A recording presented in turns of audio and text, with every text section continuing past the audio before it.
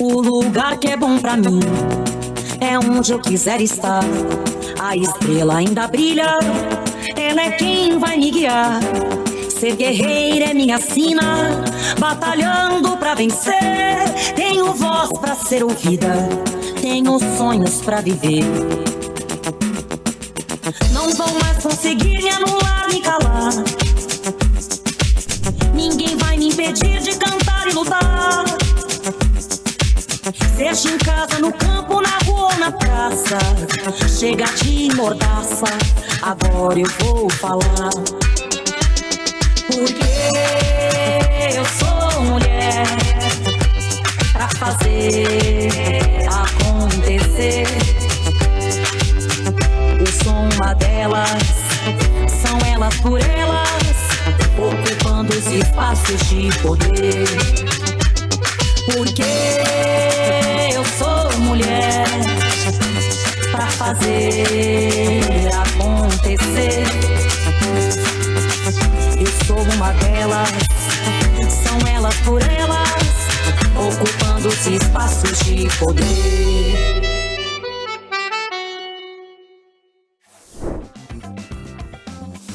Nesta semana, discutimos os principais desafios e oportunidades que as mulheres podem encontrar no universo da tecnologia. Hoje, preparamos um resumo com os pontos mais importantes. É fundamental construir redes de proteção às mulheres nesses municípios, mas também pensando na perspectiva dessa tecnologia, para que consiga com que a rede funcione de forma mais célere a nível processual. Falar de redes também e falar de tecnologia é criar mecanismos de políticas também que consiga não só coibir, mas também capturar, muitas vezes, os processos agressores que estão fugindo. Vou dar um exemplo no estado da Bahia, que tem um programa de reconhecimento facial que foi utilizado em alguns festejos, como Carnaval, como São João, nos portais de identificação, e que, inicialmente, o reconhecimento facial era justamente para os foragidos da lei, mas, muitas vezes, em crimes de outra natureza. Aqui na Bahia, no dado que foi levantado, 2.500 pessoas que foram presas pelo reconhecimento facial, 300 foram porque estavam com pensão alimentícia, em processo fugitivo de pensão alimentícia. Percebe-se que, muitas vezes, o mecanismo da tecnologia é criado e não tinha essa perspectiva alguns crimes que a gente não considerava como, entre aspas, para a segurança pública como prioritário, e acabou chamando-se muita atenção. O quanto a política de tecnologia ela é fundamental, inclusive, para a gente identificar os agressores, identificar, inclusive, também quem está em processo foragido. No caso dos agressores, a tecnologia ela precisa ser utilizada também, e a gente fala de um outro programa, que é o 180. O Disque 180 é um programa que funciona, porque salva a vida dessas mulheres, e que ele está sendo, inclusive, nesse processo da custódia do Ministério, reajustado, inclusive, uma nova formulação, integrado em rede. O que seria integrado em rede? Trazer para essa integração de rede a Secretaria de Segurança Públicas dos Estados e também o Ministério Público, para que haja um acompanhamento mais célere e mais rápido no processo da denúncia para o processo de tramitação no Tribunal de Justiça. Então, a gente percebe o quanto a tecnologia ela pode ajudar nesse processo. Além disso, pensar a tecnologia também é pensar a comunicação e mídia. A mídia ela tem ajudado de forma significativa no processo de divulgação da prevenção à violência contra as mulheres. Não podemos falar só de política de enfrentamento se a gente não tem políticas estruturantes, governamentais, para prevenir a violência contra as mulheres num sistema de educação, ou seja, trazer educação mais inclusiva, não sexista, não racista e não ismofóbica. Então, é dever dos estados, do município, pensar nessas políticas de prevenção através da educação. Não podemos, inclusive, entrar naquele debate pela ONU, que a ONU fez um estudo recentemente e disse que nós vamos demorar 300 anos para chegar na igualdade de gênero entre homens e mulheres. Nós precisamos encurtar esse percurso. Para encurtar esse percurso, eu não tenho dúvida que é através do sistema educacional. Então, trazer a educação como pilar para coibir a violência contra as mulheres é fundamental. Estados como Piauí, como Maranhão, como a Bahia, como Rio Grande do Sul, já implementaram políticas de prevenção através do sistema educacional, com programas voltados para o ensino médio e o ensino fundamental, de como trabalhar a prevenção e enfrentamento à violência dentro das escolas, mas também trabalhar em rede, para que os estudantes conheçam a rede que existe no seu município, no seu estado, como pedir ajuda, como interferir no processo de enfrentamento às formas de violência e como também identificar as formas de violência. Apesar da nossa cultura ser extremamente machista e patriarcal, a gente ainda tem, muitas vezes, uma cultura que acha que a violência contra as mulheres é só o ato de agredir, o ato que chega ao ápice da agressão física, e não é. Então, os mecanismos, tanto da rede de enfrentamento como os programas de prevenção, é fazer com que a Lei Maria da Penha seja cada vez mais divulgada, e as pessoas passem a conhecer essa lei, mas quais são os tipos de violência, e até que momento, para que não chegue a agressão física. Então, tem a violência psicológica, a violência moral, a violência sexual, a violência patrimonial. Eu sempre falo que a violência patrimonial, ela atinge as mulheres de todas as formas, né? Porque atinge tanto sua esfera econômica, como sua autonomia de ir e vir, e também a sua autoestima. Assim como a violência psicológica, que é a chamada mão invisível, que deixa sequelas para o resto da vida. Então, é fundamental que a rede de enfrentamento nos municípios e nos estados elas tenham também, nessa perspectiva de trabalhar a prevenção de forma educativa nos municípios. Para falar um pouco para as candidatas e para as prefeitas, para as pré-candidatas a prefeita, vereadoras, vice-governadoras, a gente construir os planos de governo, né, que são os programas participativos chamados PPAs ou chamados PGPs, que a gente faz, inclusive, antes do processo eleitoral, que é a escuta ativa da sociedade, e pensar em programas e planos de ação para as mulheres, não só na perspectiva do enfrentamento à violência, mas trabalhar na perspectiva do olhar da cidade. Que cidade nós queremos para as mulheres? Nós queremos uma cidade onde a gente tenha infraestrutura, mobilidade urbana, segurança, iluminação pública, creche, educação, saúde, ou seja, é uma cidade que ela é pensada sob a perspectiva do olhar das mulheres para a ruptura dos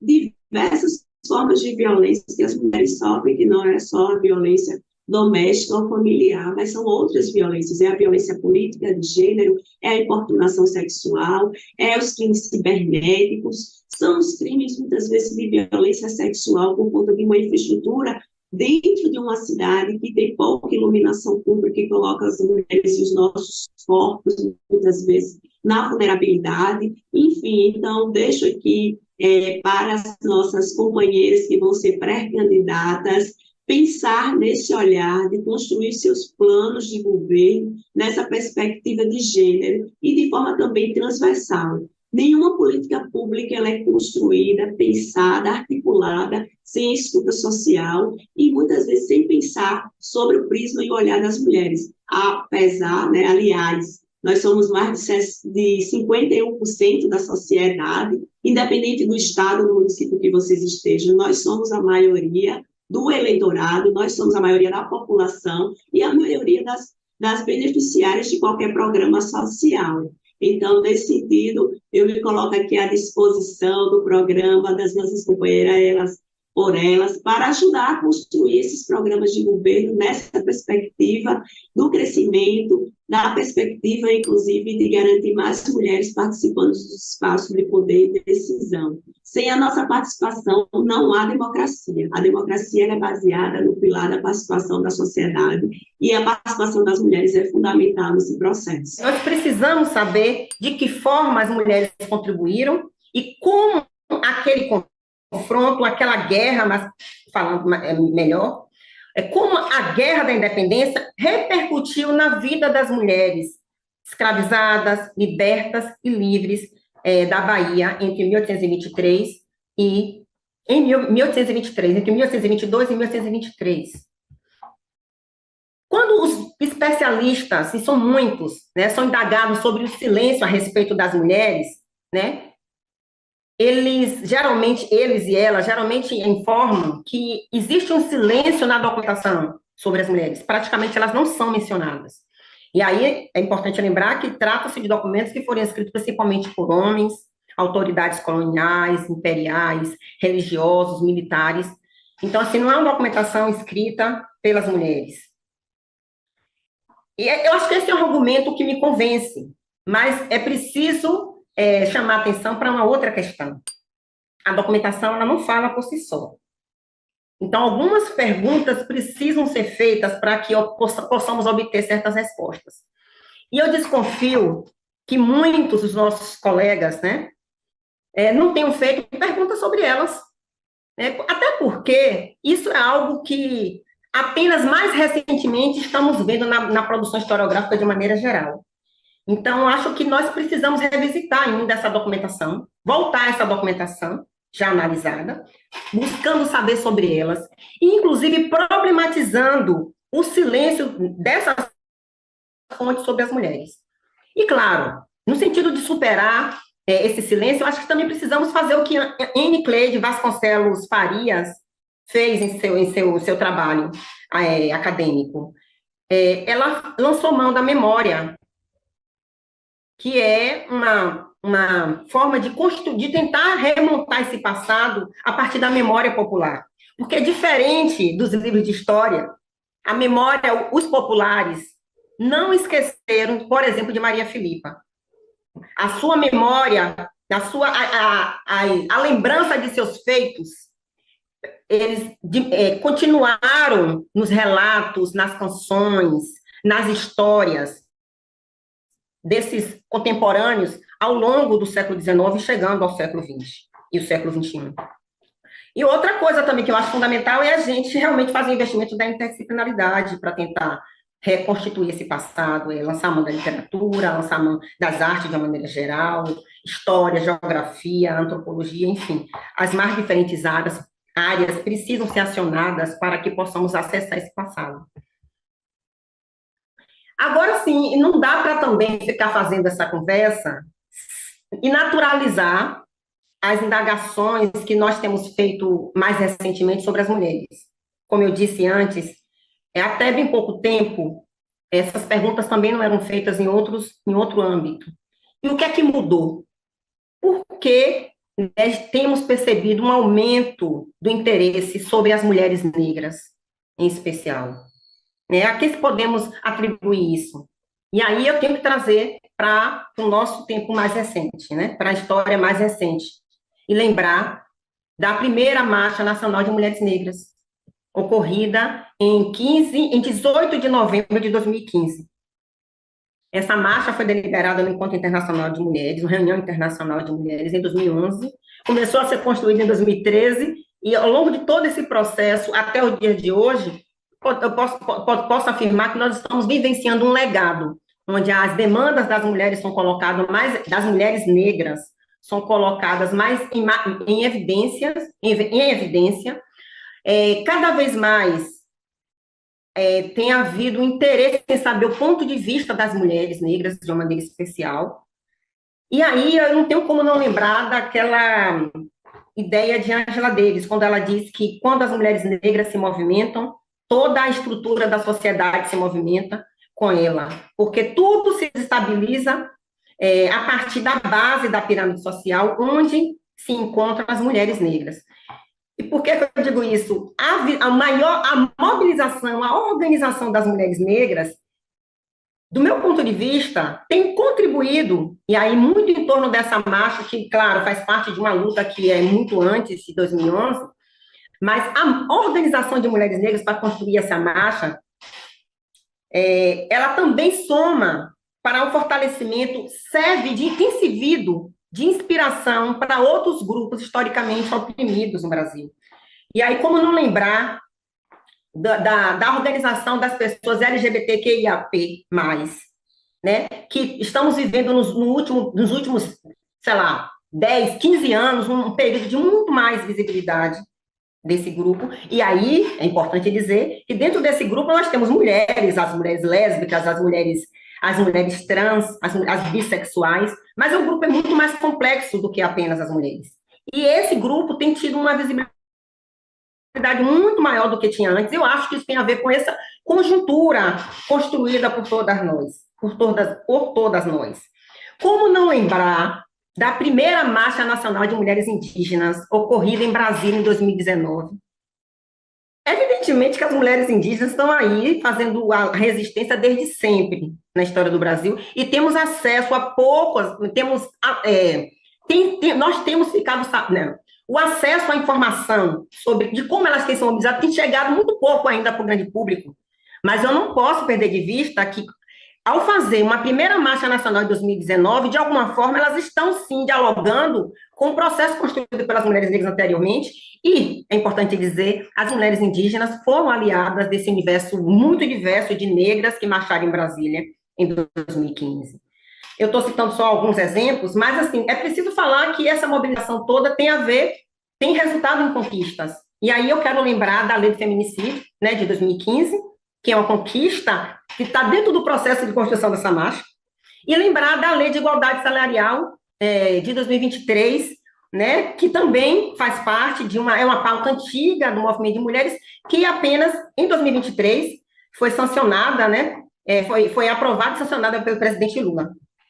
E para finalizar essa conversa, eu não posso deixar de registrar que, ao mesmo tempo que, se por um lado a sociedade brasileira tem avançado no sentido de respeitar a humanidade das mulheres negras, das mulheres de uma maneira geral, grupos racistas e misóginos, né, estão se reconstruindo no sentido de inovar na construção de maneiras para continuar oprimindo as mulheres.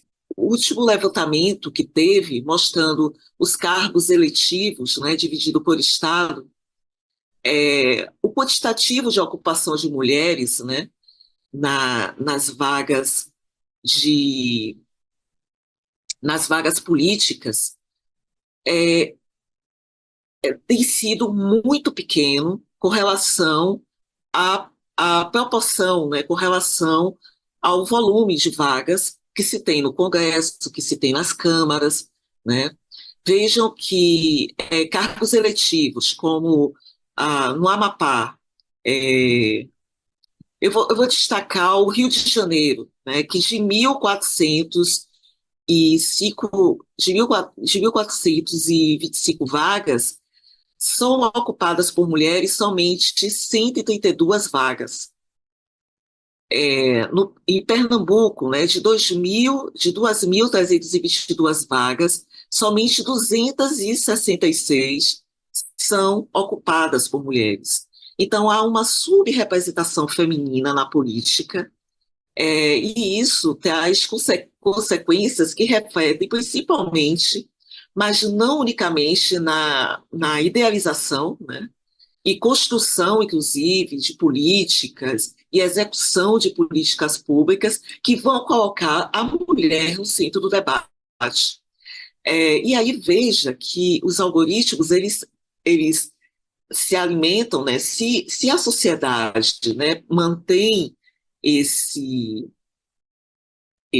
padrão, né, vejam que, por ser uma receita, né, o algoritmo, são cálculos matemáticos, né, que tem uma linguagem que pegam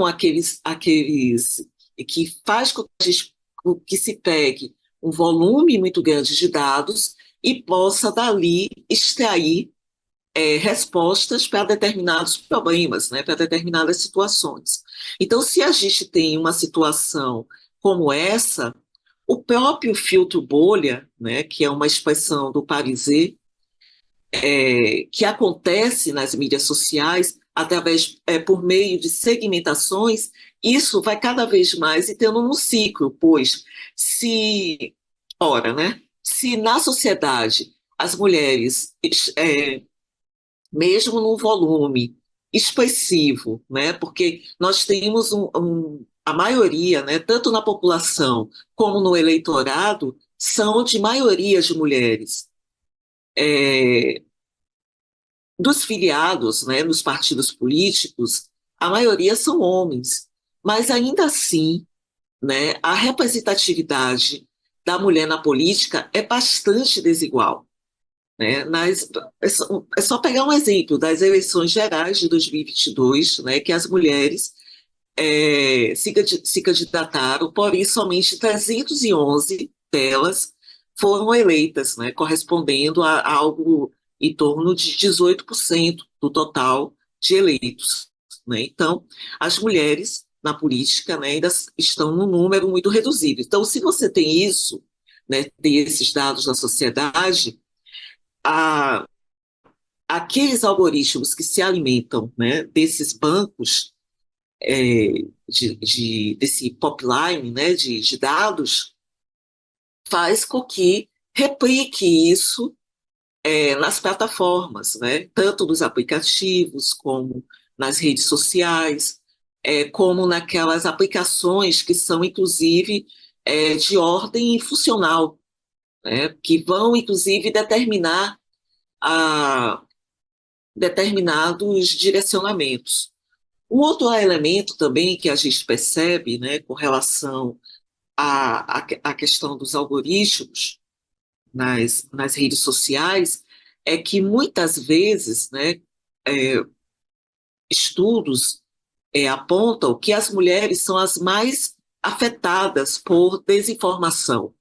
E aí, eu estou falando aqui, colocando desinformação, porque desinformação é como se fosse um guarda-chuva, é como se fosse um elemento muito mais amplo, ah, que envolve disinformation, que envolve misinformation, e que envolve fake news, deepfake, discursos de ódio. Então, as mulheres, elas são mais afetadas por esse tipo de recurso, né? Utilizada por pessoas mal intencionadas em mídias sociais digitais. Então, esse também é um elemento que a gente não pode deixar de pontuar. Né? O outro aspecto também que vale chamar a atenção ainda com relação ao bias nas redes sociais, é que muitas vezes, né, o racismo, o sexismo se estrutura, né, nas tecnologias digitais de informação e comunicação, muitas vezes por meio, né, de uma lógica racista, de uma lógica sexista, que vai fazendo com que o bias se torne cada vez mais sólido, né, e cada vez mais aprofundado e difícil de combater nas mídias sociais. E, infelizmente, grupos mal intencionados se utilizam disso, né, explorando esse tipo de recurso exatamente para difamar. E as candidatas mulheres, infelizmente, têm sido as mais afetadas por esse tipo de recurso. Né? Uma coisa que eu queria falar para vocês com relação a isso é que já existem hoje apps, né, aplicativos e modelos também desenvolvidos com base em inteligência artificial para monitorar mensagens racistas, mensagens sexistas, discursos de ódio, né, nas redes sociais. E aí é muito importante que vocês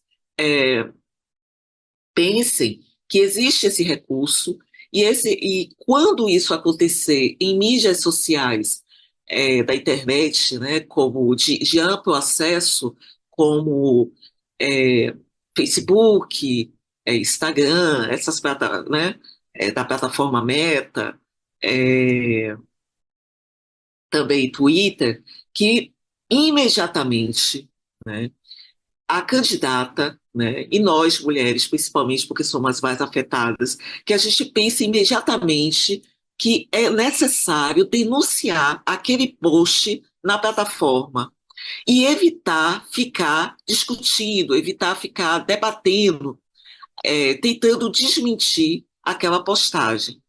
Né? Os estudos, inclusive eu coordeno, né, um laboratório de tecnologias informacionais digitais, e esse laboratório, a gente desenvolve estudos, né, com relação a isso, e a gente já percebeu que ficar tentando desmentir não ajuda em nada. Então, é melhor denunciar imediatamente, é, na própria plataforma, esse, esse recurso, né?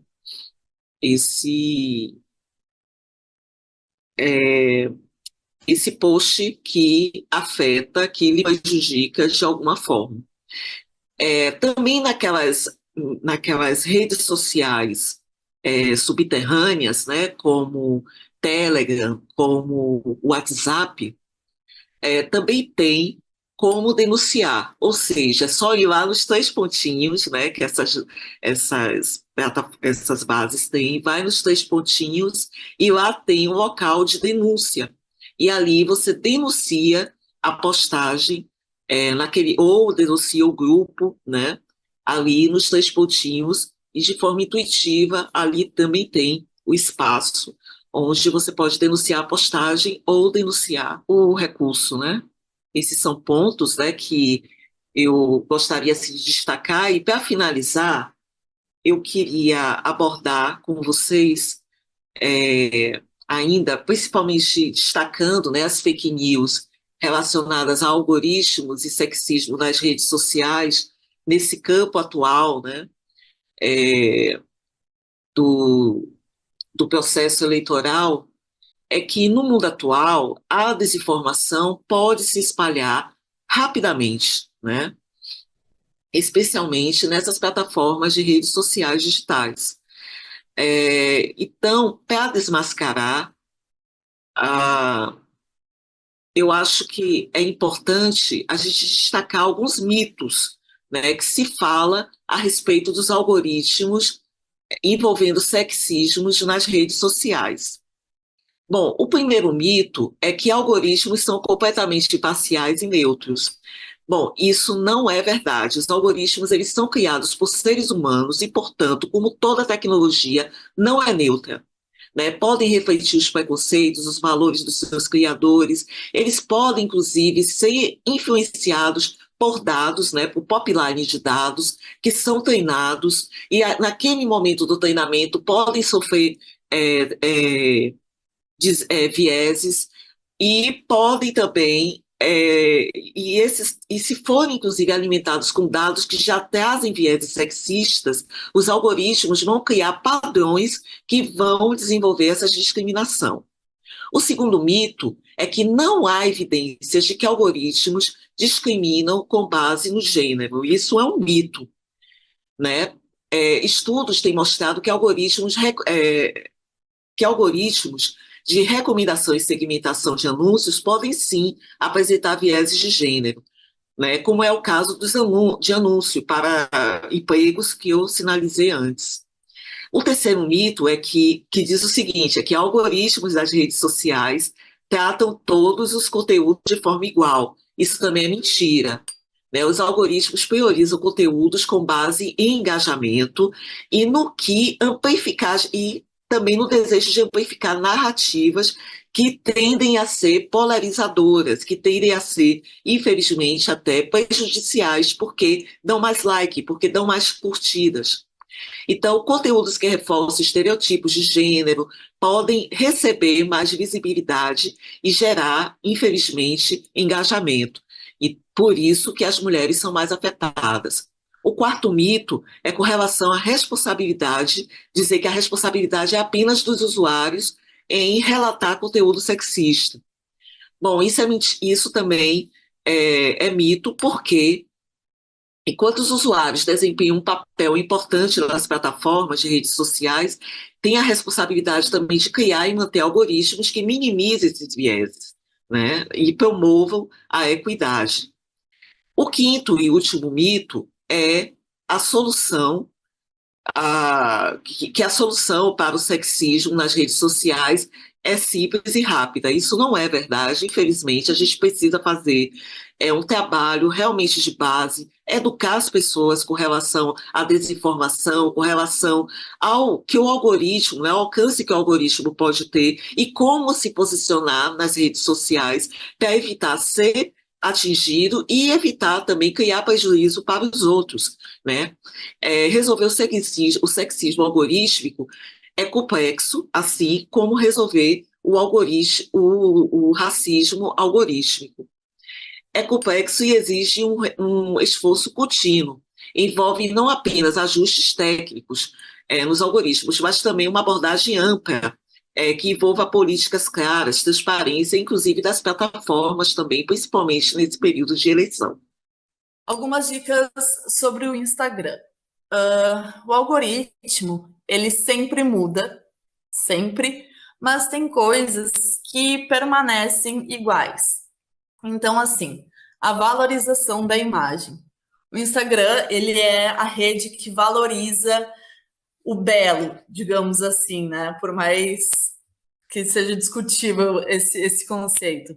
Mas, assim, definir uma marca, uma identidade visual, que quando a pessoa bate o olho num card, por exemplo, ela sabe que aquele card é da candidata tal, é da prefeita, da vereadora, da deputada, enfim, é seu aquele material.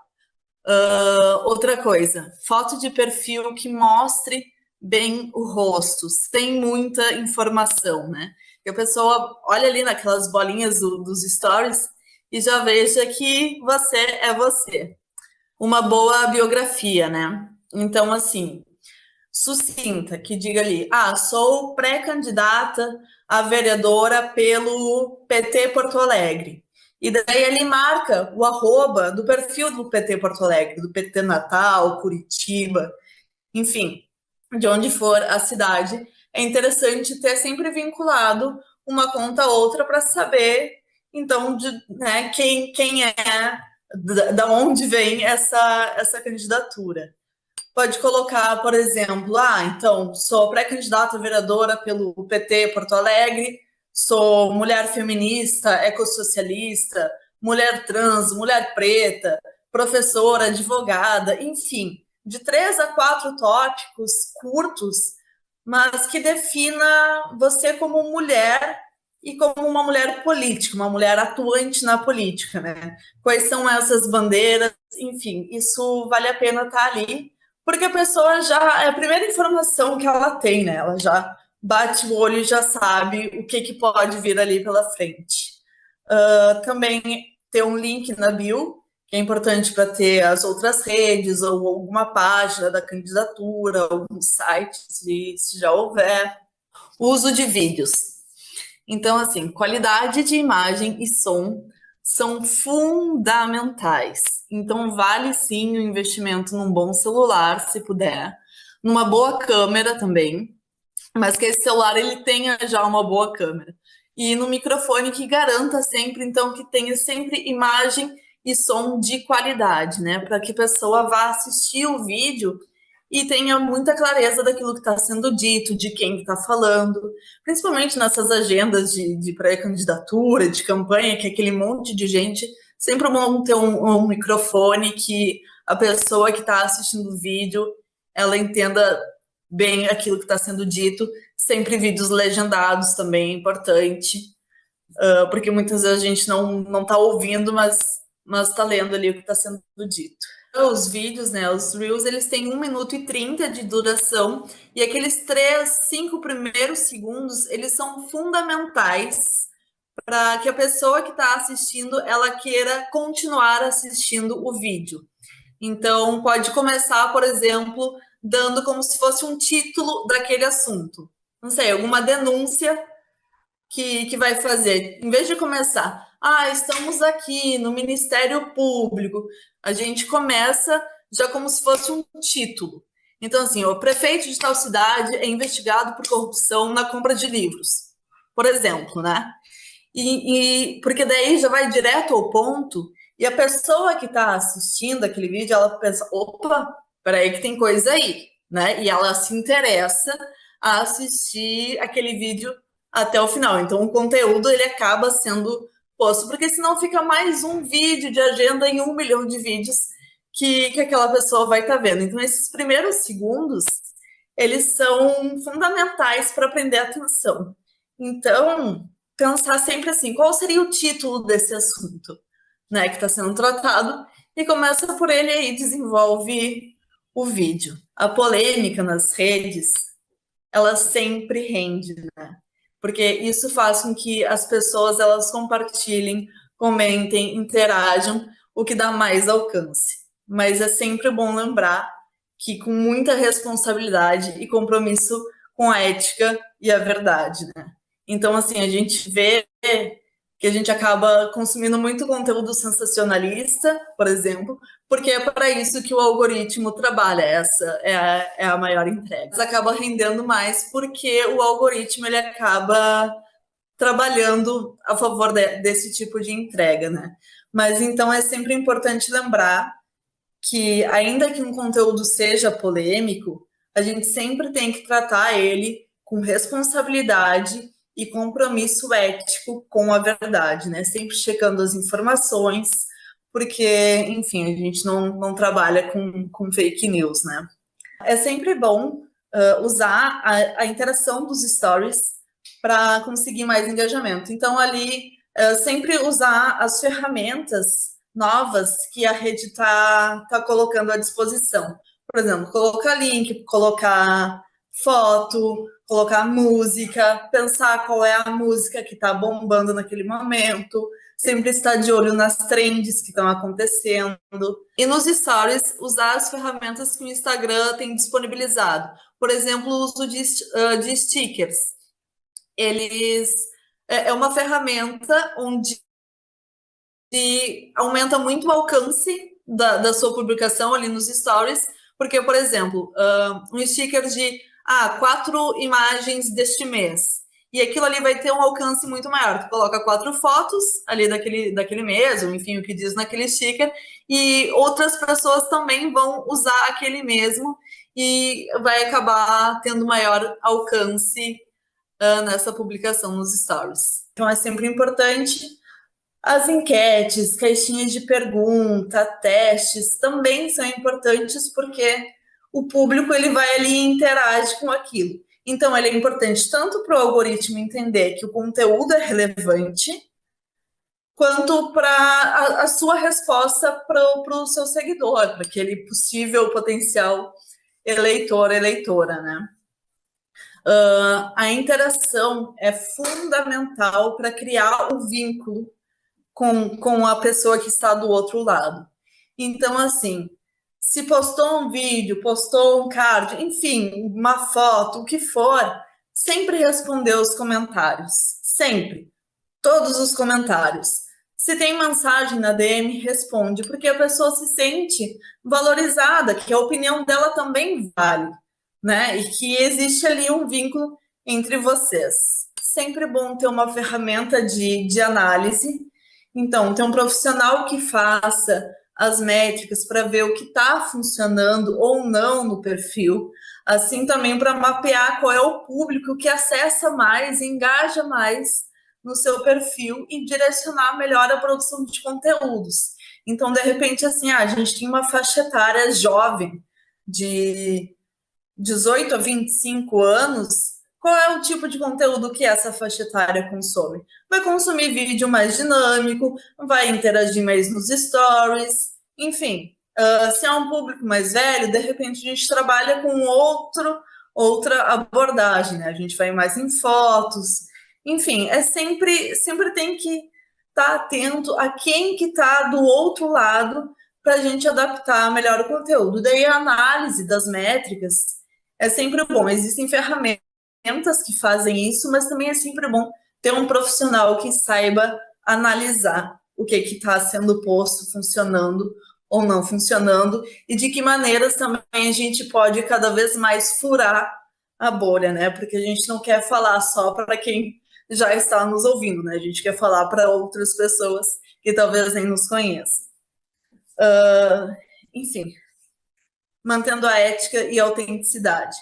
Então, assim, a transparência é sempre, sempre importante em tudo que é feito, e a autenticidade, né? Mostrar quem você realmente é, porque os eleitores, eles te valorizam pela tua autenticidade, porque candidatas vai ter um monte de vários campos, então a gente tem que criar aquilo que nós mesmos somos ali nas redes. Usar aquelas pautas que se tem propriedade para falar e que só você vai falar daquele jeito. Então, que é único, que é especial e que é só seu. Então, concluindo aqui, as redes, elas são uma ferramenta muito poderosa para as mulheres na política. Fique com o TV Elas por Elas Formação, que semana que vem tem mais.